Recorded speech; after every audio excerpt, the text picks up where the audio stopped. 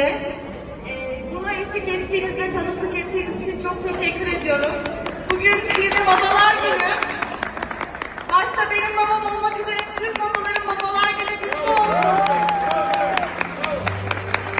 Babacığım, ben ve kardeşlerim için sadece bugün değil, her zaman çok değerli, çok kıymetli, çok özelsin.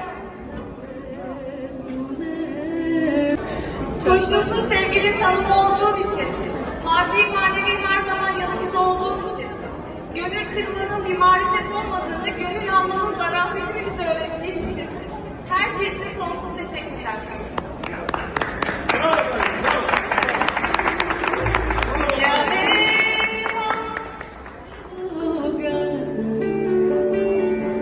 Nasıl